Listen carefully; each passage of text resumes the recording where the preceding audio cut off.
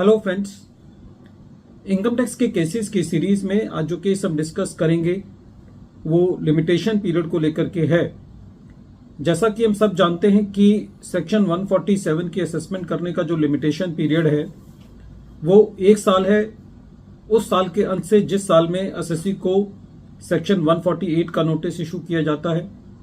लेकिन यदि एसएससी एक एलिजिबल एसएससी है सेक्शन 144C सबसेक्शन 15 में, तो असेसिंग ऑफिसर के पास ये पीरियड 1 साल से बढ़कर के 2 साल हो जाता है।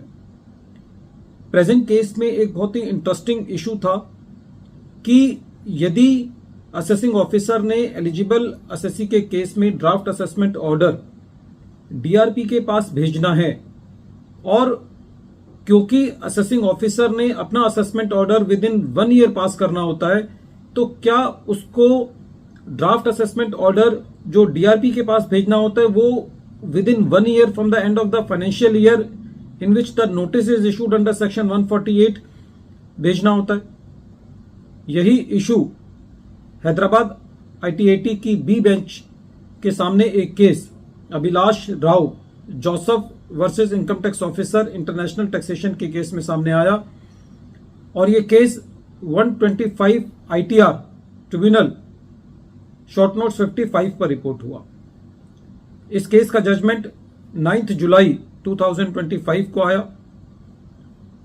प्रेजेंट केस असेसमेंट ईयर 15-16 से रिलेटेड है। केस के फैक्ट्स इस तरीके से हैं। एसएससी एक इंडिविजुअल है, एसएससी एक नॉन रेजिडेंट भी है और प्रेजेंट केस में एसएससी ने अपनी इनकम टैक्स के रिटर्न जो है वो फाइल नहीं की थी। असेसिंग ऑफिसर ने पाया कि एसएससी ने कोई अपनी इमूवेबल प्रॉपर्टी खरीदी है और ये प्रॉपर्टी जो है वो सब रजिस्ट्रार की जो ऑफिस वैल्यू होती है उससे कम पर खरीदी है। इसीलिए असेसिंग ऑफिसर ने एसएससी को सेक्शन 148 का नोटिस 30 मार्च 2021 को इशू किया। एसएससी ने इस नोटिस की एवज में इनकम टैक्स के रिटर्न फाइल करी, लेकिन उसके अलावा एसएससी ने ड्यूरिंग द असेसमेंट प्रोसीडिंग्स कोई भी नोटिस का कंप्लाई नहीं किया, जिसकी वजह से असेसिंग ऑफिसर को best judgement assessment order section 144 के अंदर पास करना पड़ा। लेकिन इससे पहले असेसिंग ऑफिसर ने अपना ड्राफ्ट असेसमेंट ऑर्डर जो कि असेसिंग ऑफिसर ने सेक्शन 144C सबसेक्शन 1 के अंदर बनाया, वो डीआरपी को 2 मार्च 2023 को भेजा। यहां से इस केस में इंटरेस्टिंग चीज अराइज होती है क्योंकि एसएससी को जो सेक्शन 148 का नोटिस इशू किया गया था वो 30 मार्च 2021 को किया गया था। यदि एसएससी एक एलिजिबल एसएससी नहीं होता तो असेसिंग ऑफिसर ने ये असेसमेंट ऑर्डर 31 मार्च 2022 को पास करना था। एसएससी का ये कहना था कि क्योंकि असेसिंग ऑफिसर ने अपना ऑर्डर 31 मार्च 2022 तक पास करना था, तो जो एक्स्ट्रा टाइम 1 साल मिलता है वो बेसिकली डीआरपी के पास ऑब्जेक्शंस के लिए मिलता है।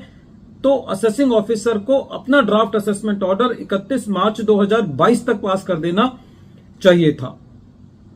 एक तो एसएससी का ये इशू था और दूसरा प्रेजेंट केस के अंदर यदि 2 साल भी ले लिए जाएं असेसमेंट कंप्लीट करने के लिए तो वो 31 मार्च 2023 को खत्म होते थे। लेकिन प्रेजेंट केस में असेसिंग ऑफिसर ने जो असेसमेंट ऑर्डर पास किया था वो 29 दिसंबर 2023 को किया था।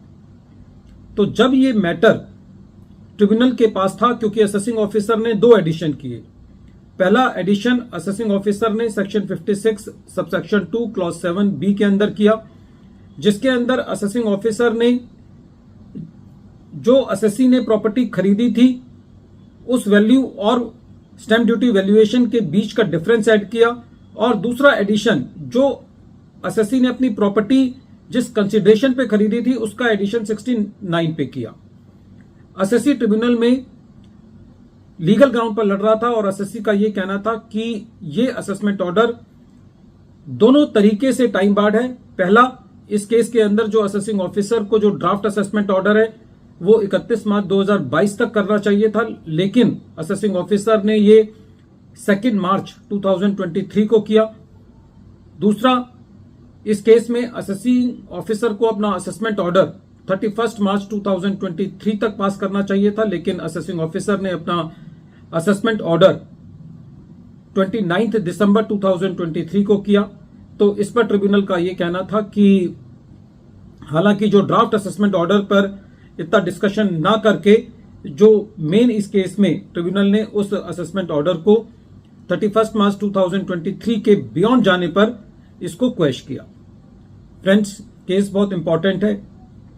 कई बार एसएससी हो सकता है कि मेरिट्स पर वीक हो, जैसे कि इस केस में एसएससी ने कंप्लायंस भी नहीं किया था, लेकिन यहां पे यदि एसएससी ने लीगल ग्राउंड नहीं लिया होता तो काफी संभावना ये बनती कि ये मैटर रिमांड बैक होता, लेकिन खाली एक लीगल इशू लेने से एसएससी का मैटर ट्रिब्यूनल पर फ्रॉम द स्क्रैच क्वेश हुआ।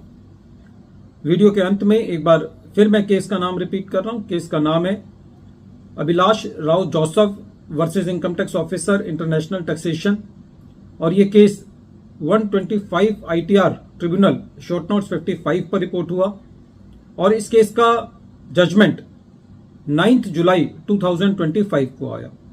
Thank you friends.